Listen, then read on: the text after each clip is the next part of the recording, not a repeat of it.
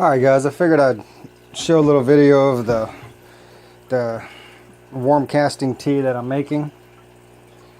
Actually this is my second one that I made. I made one about 48 hours ago and it's now complete. Went ahead and put it on the garden earlier today when I was outside.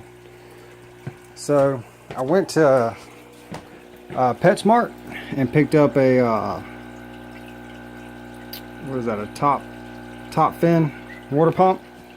Got some tubing for it and a bubbler stone. I actually got 2 bubbler stones.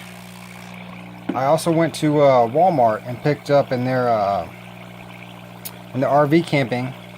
I don't actually have a picture of it because I have it hooked out to my garden, but pretty much all it is a filter that takes all the chlorine out, so I don't have to wait hours on end for this water in here to be done. I can just pretty much just take it from the water hose. I put it in here. Literally an hour later, I put the bubblers in here. An hour later, the water's ready for me to go. So what I did was I went ahead and got some painters mitts from Lowe's. All they are, they come in a bag. Looks just like this. There's actually 2 of them in a bag. They're just a gallon paint strainers, but they work really well. I've heard from other people from, you know, watching videos on YouTube and doing some work, online research. From what I could gather, some people use like socks and t-shirts and whatnot, but I find these are reusable and they're pretty cheap. So what I used in here was these premium warm castings. I get them really cheap here in town. They're, you know, $14-15 a pound, or a 20-pound bag. It's got tons of worms in it. It looks really dark. As you can see here, there's actually worms. There's a worm right there. So far so good. Also what I use, and I put in this bag right here, is I put in about maybe, I don't know, I fill the bag up probably halfway, maybe 3/4, so maybe about 4 or 5 handful scoops, and I'll throw it in there. And then I'll throw a couple spoonfuls of this blood meal, and as well as this bone meal. And then I add a little bit of this fish fertilizer right here.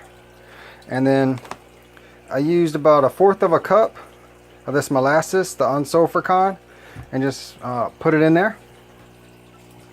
And I saw on a video of another guy, and I didn't do this with my first batch, but I'm going to try to do it with my second batch, see if it maybe helps. It definitely can't hurt it. But my bubbler stone, my second one, I went ahead and put them in here. And as you can see, or maybe not, but there's worms crawling all in there. So I am leaving it a little bit above the water line. That way the worms won't drown.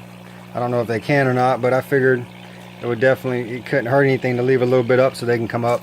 But the second bubbling stone, I went ahead and put into my bag itself. I'll leave that in there probably for about 3-4 hours tops, and then I'm going to take it out. I saw on one guy's channel on YouTube, he was doing that, and he said that it helped push out the microorganisms from inside the bag and inside the soil and put them in the water so they can multiply. So I figured, hey, it's worth a shot. Why not? So I also got another bucket here that, you know, I filled up with the chlorine-free water. And what I'm going to do is I'm going to take this right here. Once it gets done, I'm going to let it go for probably about 48 hours. And I'll just dump it. I'm going to put it in my sprayer. But what I'm going to do is I'm going to take half of this water and half of this, put it in my sprayer, mix it. That way I can make this go a little bit further. So that's it for now. If y'all can think of anything else I can do to maybe add to this or help this along, or if you see something I'm doing wrong, by all means let me know. This is only my second batch, my second time trying to do this. So I'm still trying to learn, still trying to do my research and trying to get a little bit better. Alright, thanks for your time. Bye.